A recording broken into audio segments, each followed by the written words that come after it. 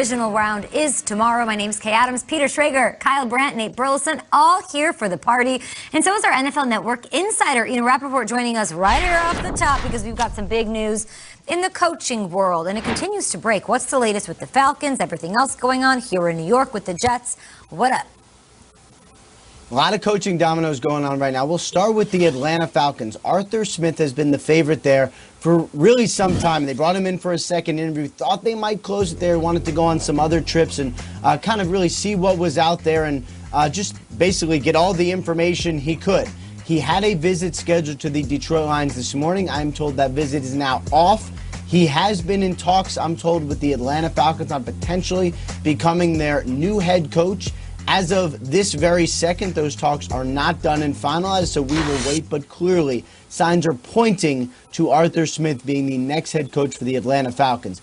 We do have some firm and final coaching hires, specifically with the New York Jets and the Jacksonville Jaguars. We'll start with the Jets. Robert Saleh, the respected defensive coordinator for the San Francisco 49ers, and one of the hottest candidates this year. I mean, you've seen him on the sidelines, his bald head, his craziness, getting players pumped up. I know the players love this guy in San Francisco. Richard Sherman was probably as happy as this hire as anyone. He is going to the New York Jets, signs a 5-year deal to be their new head coach.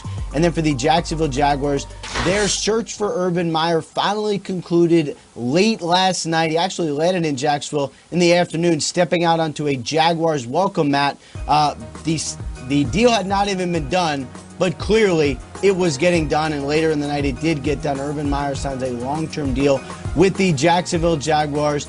The winningest coach we've seen in a long time in college football, not named Nick Saban, now takes his talents to the NFL, probably takes on, guys, one of the best situations you could possibly imagine in Jacksonville. Appreciate the updates, Ian. Of course, Mr. Saleh is a defensive-minded coach. He'll probably have to speak to both sides of the ball. Likely that he brings Mike LaFleur there from the Bay Area with him. We'll see and tell you guys when that, of course, is certified and cemented. And we appreciate the updates all around this morning. Ian Striggs, what went down with the Jets last night? They got their guy, and he ended up with the team he wanted to be at. So Saleh interviewed with most of the NFL teams. After he interviewed with the Jets, he made it very clear, this is where I want to be. He connected with Joe Douglas, the general manager, with Christopher Johnson, the CEO, and with Jaime Elhai, who is the president. Now, what you're getting, Jets fans, is, yes, Ian mentioned the bald head and the pump-up speeches. You're also getting an intellect. This is a guy who connects with people. There's stuff online, if you want to see, from last year's coaching summit, where you can see how Robert Saleh speaks to players and speaks to other coaches.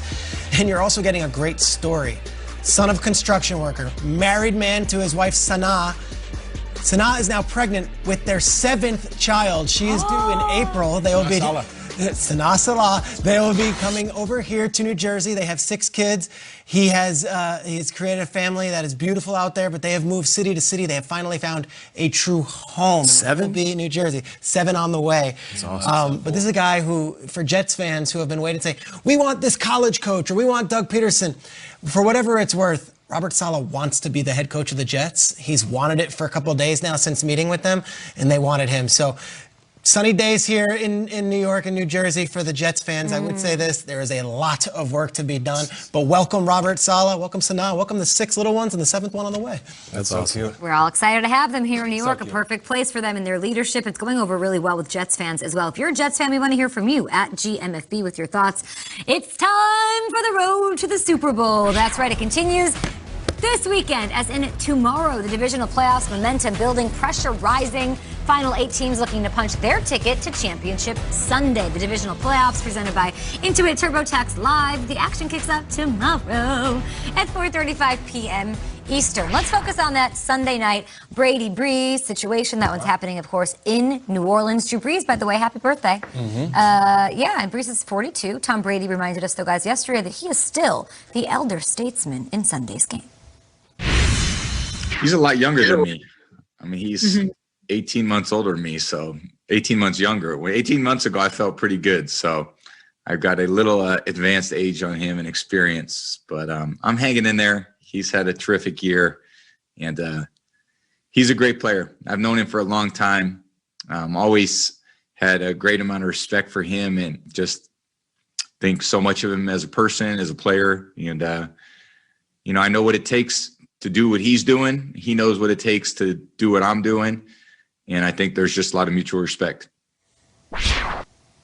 Great analysis from Tom Brady there. I love how competitive he's like, no, I'm older, and I'm a lot older. Let's get that straight. 18-month edge that he has. And he is the oldest quarterback to ever start in a playoff game.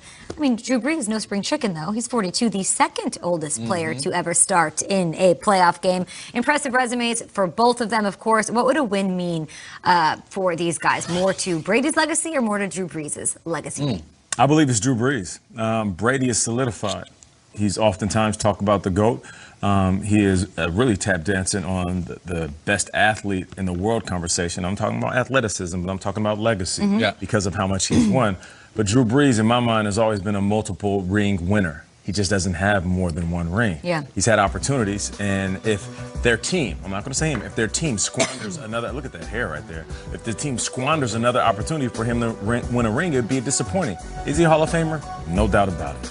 Will he be first ballot? No doubt about it. Will he top the chart statistically? No doubt about it. Check, check, check, all that. But is he going to be the guys on the list that have one ring that should have won more?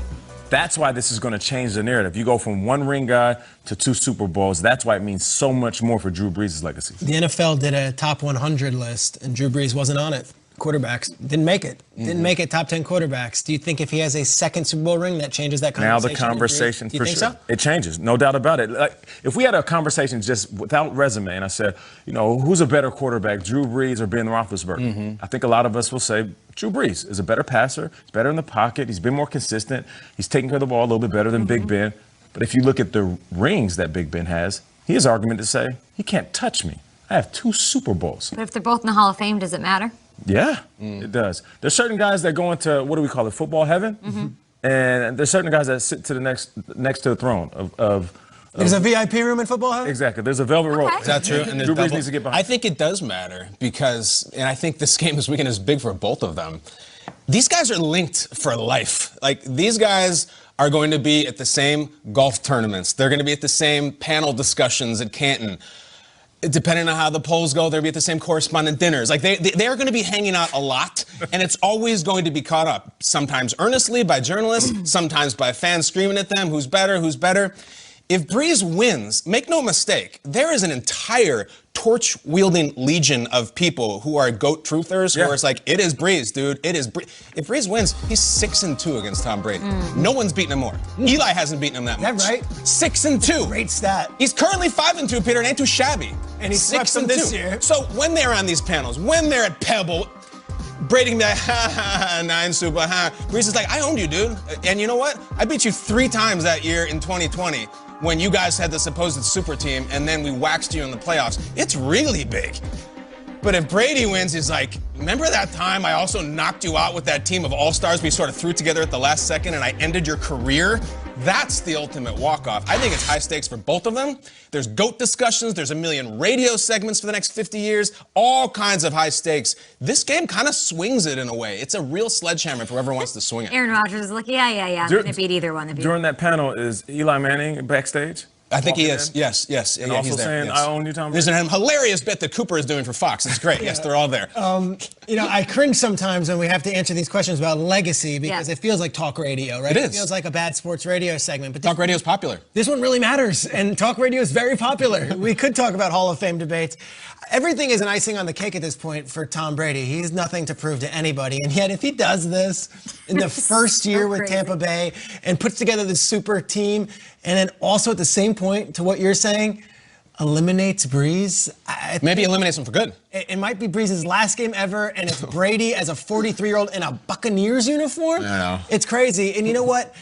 Again, Joe Montana was the GOAT. And then he had like a little extra something, and it happened in 1993.